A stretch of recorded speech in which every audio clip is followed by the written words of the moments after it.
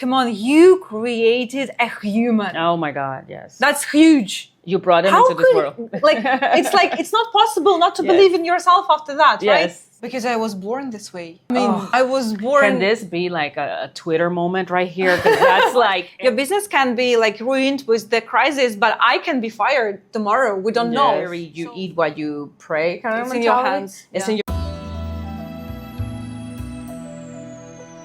Everyone, so I am here with one of my dearest friends and colleagues in the edtech world, and we are here to talk about a very important topic that is dear to her heart. And I can talk to her about everything, but I think this is one that it's very important to talk. Being a mom and an entrepreneur at the same time. Mamapreneur. There's like mompreneur, all that. And even though our businesses have nothing to do with being mothers and motherhoods, we have to balance it just as much as everyone else. I have a 10-year-old daughter, Blake, which is my life and my light. And I have a 2-year-old son named Giancarlo. And tell us about your little bundle of joy. And I have a 2.5-year-old son, Ramil, which is my heart and soul and everything. Yes. And I think like my great motivation to develop my company also, because when you look in their eyes, you always think that, we need to make this world even a better place for my kids to grow here. So Giancarlo is like my heart too, and like the amount of energy that he brings into this world, it's like both of my kids have a lot of energy. So I'm like I want more of that, and I want that light. And it's funny because as I'm saying that, I'm like I do have a lot of energy, so maybe they got it from me. But okay. We're gonna definitely talk more about them. Before we go into entrepreneurship, what's your favorite thing that Ramil does? Smiling. Smiling? Yeah. Anything. Well, I just like a crazy person. I can just stare at him while he's sleeping. He's so I know. Yeah. Even though when they're up and destroying everything, you're like, I cannot wait for them to go to sleep. When he's talking to me, when he asks questions, when he's commenting on what's going on, like I can, oh, mommy, look, this is a doggy. And his words come into life. He's like, I'm like, oh my God, he's so smart. He's genius. Yes. But he's just saying, this is a dog. He's genius. But also we saw them when they couldn't say anything. Mm-hmm. So now seeing them so active and like engaged in the world and like doing everything. I love watching his emotions when he's like, he's surprised, he's like that, and he's trying to figure out what's going on. This is like... I miss my babies. It's the longest time I've been away from Giancarlo. So I'm like, I miss him. I can't wait to go home. But I'm also trying to like do the entrepreneur thing. Mm-hmm. And I'm going to start with the question that everybody wants to do. Why, with our busy schedules, with all the stuff we have going on with the babies, we still decided to be entrepreneurs, open our own companies, and above all, be in the edtech industry, which is not known for being woman-led. But we decided to like dive into one of the most difficult industries to come in, which is technology, but also do it even though we have busy schedules as moms. Because I was born this way. I mean, I was born... Can this be like a Twitter moment right here? Because that's like everything, what you just said. Because I was born this way. That's beautiful. Well, because you just have this feeling inside you, and that's it. And then everything else happens, and you're happy with all the sides of your life. I love that. For me, I was born this way. That like I think that's gonna stay with me the entire day. I've been in corporate America for a long time, but not out of this is what I wanted for me. Out of this is all I knew, right? Could be. But I've always had this creative side of me that for the longest time I tried to like pour into books, pour into reading, pour into very creative things that wasn't entrepreneurship. And, when like in corporate, I've always felt like I'm a round peg fitting into a square hole. Mm-hmm. Like, yes, I've done well, I've been successful, but there's so much creation in me that needs to be released. And I think that's the best way to put it. I also want to show my kids, and especially my daughter, that you should always go for the thing and for the thing that is in your heart. Mm-hmm. And I think that, I think about many things that some parents do, and my parents, and it's like, I want you to do what I didn't do. I don't want to be that parent for my kids. I want to be the parent that I did it. And these are the lessons that I can tell you. And I think that it should be cool for you to go for it. I don't want my daughter to settle in life, or my son to settle in life into a life that someone else told them that this is how it is. and this is how it needs to be. So tell me a little bit more about, because so full disclosure, we don't regret being an entrepreneur and a mom. Never. Neither one of those things are regrettable. Because this is the natural side of us. I mean, like, this is what, this is you. Yes, this is me. This is me. How, this is a crazy question that everybody asks me, especially other male entrepreneurs. How do we do it? What? Everything. Just like that. And just like that. And just like that, yes. Yeah. Like, well, for me, like, first of all, there's no option. Exactly. There's not, like, and like, no other experience. Yes. You don't have any choice. You don't have any choice. Yeah. But I think that what stops a lot of mothers from doing it is like, I don't have the time. I don't have the time to be an entrepreneur because I have to cook. I have to take care of the kid. I have to take him to school. I have to do all of that. What would you say to that?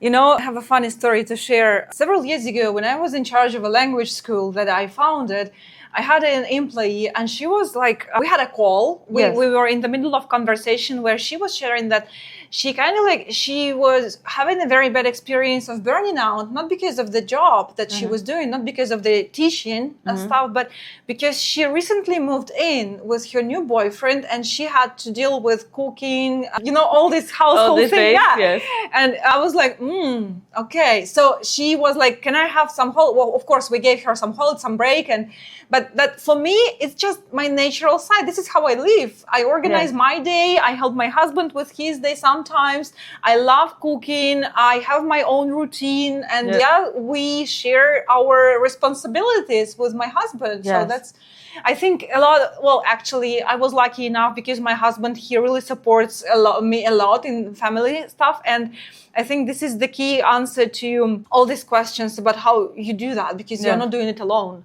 Don't be afraid of asking for help. And that's a very important thing. And especially if you are a woman in leadership. It's very difficult sometimes to accept that, yes, I am weak. Yes. I need help. Yes. Call my mom, tell her how I'm tired. Yes. And just ask my husband, can you please figure that out? I don't have any energy for that. Right now or today. Sometimes we do have these situations. It's okay. I think having, I was a single mom for like a couple of years while I transitioned out of my divorce. But like having the right partner to be able to do this, having the right, and if it's not a parent, a co-parent, having the right network of people to be able to support you is huge. I have thankfully I have Gio. I have someone that cares for Gio while I'm out, and my partner does help. But to be able to admit that you need that help, I think is huge. And to know that you need to put your breathing mask on before you put it on your kids. Exactly. So in order for you I was not showing as the best version of myself when I did not have a mission and a goal like I do now with HiK Trainings. To perform greatly, you need to take care of yourself first. Yes. So I'm like, I was like, I wasn't eating right, I wasn't sleeping right. And I was like, just pouring into my children and pouring into all these things and pouring into corporate and pouring into, and I was dying. Like, there was that was like literally like adding years into my life and to my body. And my children was not gonna get the best mother they could get. Of course. And most of us don't think that. We're like, no, I have to go hard and like kill myself out here and not eat right. And it's like, yeah, but then your kids are seeing that that's how you need to live. And you're putting like an immense amount of wrong expectations sometimes, I think. That's true. Yeah. Do you agree with that?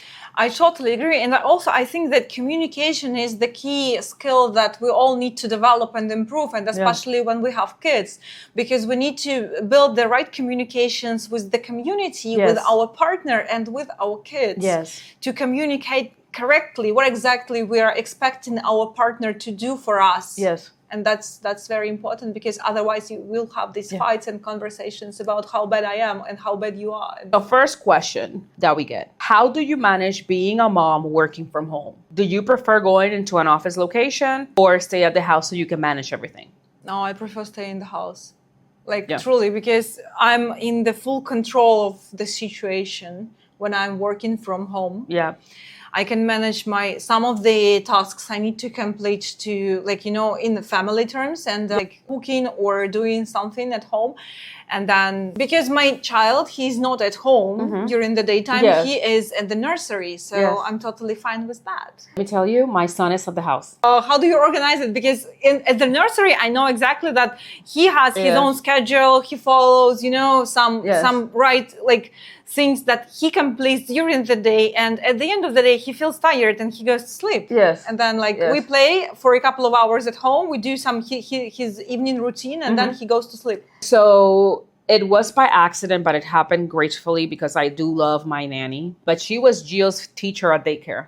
From his first daycare, she was the first one I handed him over. Okay. And gratefully now she's our nanny that lives with us. But I will tell you, she takes him out. She takes him to the library. We have him in some gym classes, like entertains him. But he's mostly in the house. And my issue is like I work still in corporate. So till 8 p.m. because I work at different times. So I work from like 11 to 8 p.m. almost every day. So I needed someone that helped me at nighttime. Even though there's times that I still take off for a couple of hours so I can cook dinner and make dinner. But it is a challenge.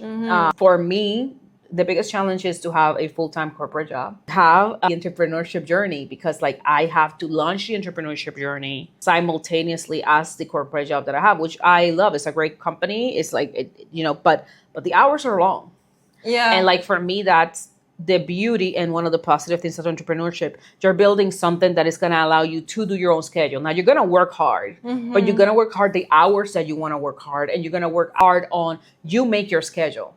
Yeah, and it's very important, especially for some people, because for somebody, for example, for me, I'm a morning type of a person. So I prefer waking up very early, like doing some things at home, then taking my kid to the nursery, and then completing most of my important tasks before lunchtime. Yes. Because after lunchtime, I'm not so proactive. Yes. My husband is vice versa. He's like more an evening person, and he completes most of his very important tasks in the evening, because this is the time when he can focus better. Yes. So that's like, it's different. And that's why entrepreneurship, it works great for you here, because you are flexible. Yes. But also, when I need to do something at home, having my kid at home, like for example, I just teach him either to help me. Yeah. I give him tasks because he feels involved. He feels important. Because I'm like, Ramil, could you please help me with laundry? Could you please open up the machine and take out the clothes and put them in the basket and like do this? Or could you please bring this rubbish from the floor and put it in the rubbish bin? Or could you do that? Yeah. And he's so happy to do that because he feels important. He feels that I ask him, could you please help me? Your help is very important. Please help mommy. He's so happy to help me. And then if not that, then I just, let it go. Yes. And I am very, stress resistant. He can play with himself, with his toys. He can play on his own. And I give him as much freedom as possible to explore things. Of course, until it's when it's safe for him. Yes. If it's not safe, I'm just over there for him and helping him not to get into troubles. But so we are teaching him to be independent. Yes. To explore on his own, not to be afraid of this exploring. And at the same time, to understand that we live as a family and as a team, so we help each other. So please help, do your part. Yes.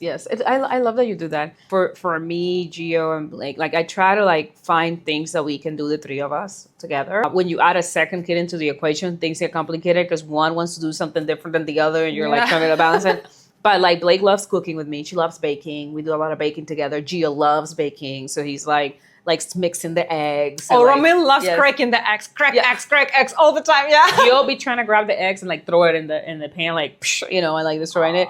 But it's one of the things. I have a theory that is you can be everything you want to be, but not at the same time. Yeah. And there's gonna be times that you're gonna show up and score A+ as a mom, but B- as a business. That's okay. And if I have to choose, for example, there is an urgent situation, or Ramil is not feeling well and I have to pick up him. Well, usually the dad picks him up from the nursery, but I take care of him at home when frankly speaking, we're changing, of course, with my husband, and sometimes he doing that, sometimes me. Yes. But in any case, both of us, my husband and I, we always choose Romil if there is this option. I love that. So there is no discussion about that. Yes. Yeah. So because he's the most important, of course. Yes. What do you say for those women that want to be an entrepreneur, but they're afraid of losing benefits like health insurance in order to do it? And I know that different countries have different challenges with that. Well, because you have somebody else you are responsible for, you should, of course, understand all risks about it. Yeah. And just measure the risks, think about mitigation, and plan it. Try to plan your steps. Start slowly, step by step. Do not go rush into that. Yeah. Just do at least something. Do it baby steps. The baby steps allow you some time to understand that there is nothing scary about that. Yes. Because it's not just like boom. The great success takes lots of time to build, right? Any business relationships with your potential clients, it all takes time. Yes. So this is the cycle of sale is very long cycle. So yes, just start with building relationships, start with planning, start with trying to do something. Yes. Little by little. Yes, exactly. So I think for us, for me, especially because I'm in the US, that's what I'm doing. I am planning for it for when that moment comes. And I'm very happy with what I do in both areas, but if that moment were to come, you need to be ready. You just need to plan for it and know what that will look like in terms of expenses. Because in the US, it could be as expensive as $4,000 for a family. Yeah. And if you end up not having insurance, the price is higher if you end up ending up in emergency care. So it's definitely a challenge. But what I always encourage women out there is don't let rules placed in by society get in the way of you being who you're meant to be and who you are naturally meant to be. So if you're in a very expensive city, research a less expensive city. Exactly. Location means a lot. Location means a lot. If like a lot of people say, oh, I'm stuck in this city because my family is here. No, you're not. You can move to a more affordable city where, when you're launching this, you can put money towards a thing or put money towards saving for healthcare, and you're saving money because your family is number one. I agree with you. Before the business, before work, before anything is Blake and Giancarlo and my husband, right? Yeah. Everything else can take a second step. Because it doesn't have any sense. I mean, it's there is no sense in anything and at the end of the day, we are doing it for us. So don't exactly, get it wrong. But we're also doing it for them. Of course, you don't have the reason to build it. Yes. I mean, they give you a big reason to build it. They are a big motivation of what I want to accomplish. So I always say take your time, just know where you're going, and you don't have to rush towards getting there, but setting up that plan and changing your perspective of what success is. Yes, that's very important. And also come to the realization that the world is huge. You can change your location. We live in the world where the remote work is happening. This is the new reality. Yes. You don't need to, this is what was our case actually with my husband, because last year we lived in London. Yeah. But then we made a decision to move to the seaside, to Brighton in the UK. So because we realized, okay, we both work from home. We don't need to go to the office. We can rent a cheaper place at a better and quieter location, which is better for our kids to grow, safer for our family in terms of crime rates, in terms of budget. Nice. Why not? Yeah, we have this option now. Yeah. So it's and it's so much better. Yeah, for me and my husband, we are all about how do we minimize our expenses of living so we can live a bigger life, and we're not attached to a certain area. And I think these are some of the decisions that you end up making as a woman entrepreneur. Redefining your definition of success is super crucial because I had a lot of people that when I first started HiK Trainings, it was almost what are you doing? Kind of making fun of, you have a full-time job. Why are you trying to do this HiK Trainings? Or almost very condescendingly, yay, I guess you're doing that thing, right? But it's a lot to do with their idea of what success is. Their idea of what success is to keep climbing a corporate ladder that at the end of the day could end up on a package and a goodbye and a pat in the back, and you just gave years to this company. That's okay. And that's okay. I mean, lots of people, lots of success. There's different paths for everyone, right? But don't get fooled that there's only one idea of success. Yeah. Right? And even if you got let go from the job, or even if you try entrepreneur and fail, you can try again. But more importantly, the failing is part of the success path. And I think like a lot of people are lethally afraid of failing, so they won't even try. But that's a very important experience. Even potential investors, they prefer asking like, tell me about your fails. Tell me about the places that you have failed. Yeah. It's just a big part. I have learned so much more by being an entrepreneur than I have probably in 5 years of being in one career. This is a very nice business school, isn't it? It is the biggest. The best MBA possible. Yes. And get help. Ask for help. That will be my last advice. Talk to people. Get help in your business, get help in your personal life, because you're not going to score A+ on everything at all times. Sometimes you're going to be A+ as a mom. Sometimes you're going to be A+ in the business. You know, God forbid, you know, I'm here out of town and Gio's sick and I can't be there. Like, that will break my heart. I'll have to get an earlier flight, right? But like, those things are going to happen. Yes, that's life. Yeah. You know, it has ups and downs. But yeah, I personally, I'll leave this with this. You're going to fail at many things. I'd rather fail at the part in which this is my dream and say that at least I know what's on the other side and what I did. Exactly. And otherwise, you just leave, you don't know, and you always regret. You will always regret it. And there's side hustles for a reason. Start the side hustle, try it, see what you like, see what gives you passion. And there's going to be things that are going to be hobbies and things that are going to be your entrepreneurship route. Figure them out. Not everything has to make money for you, but it can also start as a hobby that then it can turn into the thing. You never know. You learn on the path, you learn on the way. Also, it can be lead generating for you that eventually will bring you lots of money. I had the same case in my previous business because when I was managing the language school, we had this side project inside of the language school. We were selling this English intensive course and it was connected to the traveling. So you could go to the US or UK with us and learn English here, explore the city, etc., etc. So we did not charge a lot for that. We did not earn any money on that. We just did it because we loved traveling, and our employees, the team, loved it absolutely, because none of the schools, they could bring the employees to New York with that. Like, New York City, what? I'm 25, I'm in New York. This is amazing. And our students, they had more motivation to learn languages because they knew that eventually we would help them with all this paper, bureaucracy, getting the touristic visas, getting the plane tickets for them and taking them to New York or to London, to explore the city. And this is amazing. Yes. I love that story. That's awesome. But I love how it brought you experiences, because this is at the end what we're looking for. It's like the experiences that makes you land on the thing. And now you are with Amazing UK and you're doing amazing with it. And it's your third business. And you already did this twice before. Oh my God. Can you I never think, no, because when you are in the process, when you're eating, you're eating, right? And how to describe it, because when I am in the process, I put my heart in it. Yeah. I don't think about what's going on. I don't realize, I don't I don't analyze. Yes. I just do it with all my passion because I love it and I just go for that. Yes. And that's it. And I love it. And now you're funded, you're doing amazing, and you're still a kick-ass mom. And that's the biggest pride. And my biggest pride is the love of my babies and the attention of my babies. And I love that they can say my mom is an entrepreneur, and that, they know that, they're proud of you. Yeah. Aww. I think, my daughter is I share every piece of the journey of the company with her.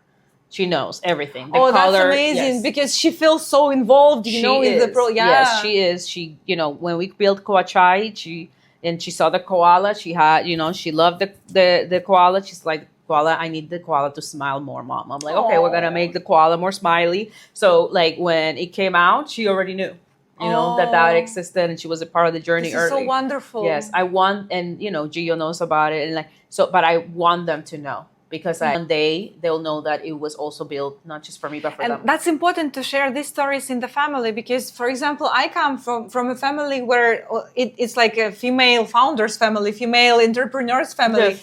Because my grandmother, she had her own agricultural business. Well, not huge. She just had several cows, and she used to sell this milk in the local market, but still, she had some process, Oh, yeah. And then my mom, she had the newspaper business. She was selling newspapers and books and all this stuff, and I was helping her since I was 11. So I know what a working woman in the family actually means.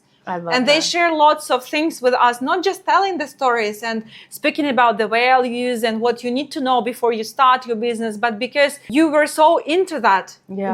My grandmother, she took me with her to sell this milk. I love this. My mom, she took me with her to sell these newspapers. Yeah. And I can relate, like now when I'm building my own companies, she can relate.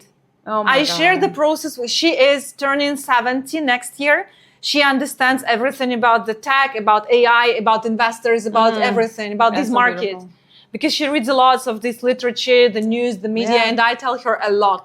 And Yeah. she's so into that. I love that generational lesson of being an entrepreneur. I had one entrepreneur parent and one corporate parent, and always had the perception that, corporate was more secure, more safe. And now that I'm in it, I'm like, yes, it is. Definitely there's safety in it, but there's also safety in entrepreneurship because you're learning a skill that can be reused later on in many other things, right? Yeah. So I think that, for me, I love that you had that example, and that's what I want to do for Blake. I want to set up the example that there's more than one way for you to be able to take care of yourself in this world. Yeah, about the safety, by the way. Yeah. Well, I had a conversation when I was at the beginning of my business, my second business. It was not generating lots of revenue at the beginning, like any other early stage project, right? So I was talking to one of the HRs who was working for my corporate clients, and he had a very nice salary, in my opinion, that time. And I was like, oh, you're so lucky. And he was like, yeah, I was thinking about that. What is better, to have my own business or to work for a huge corporation? Is at a nice position.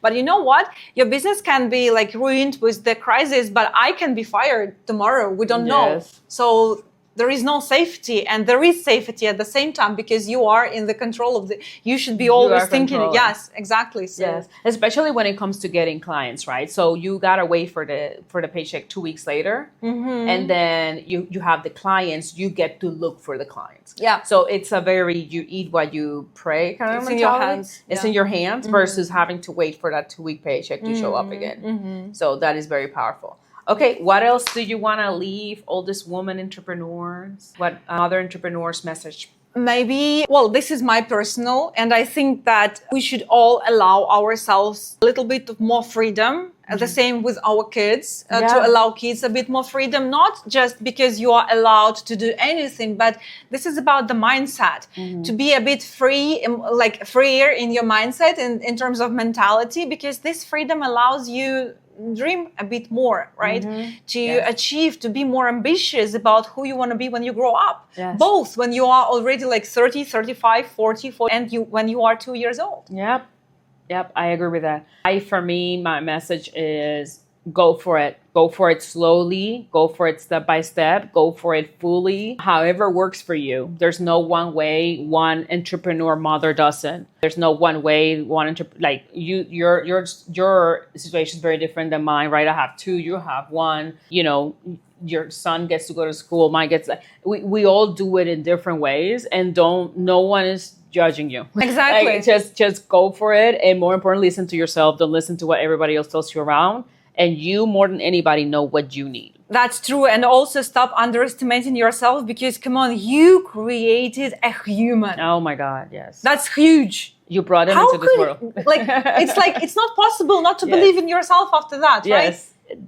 You were able to have it. You created this creature. This is amazing. And you're raising it, right? Exactly. And you're trying to turn it this beautiful thing into an amazing human that is going to bring more value into this world. Yeah, if you can do that, you can do anything. Yeah, everything else is easy. And every time I'm going through a hardship with entrepreneurship, I'm like, it doesn't compare to some of the hardships I have had because I'm a mother, and in some places when it has gotten tough, right? So absolutely. Thank you for being here. Karol. And I hope that this inspires many mompreneurs out there. Thank you.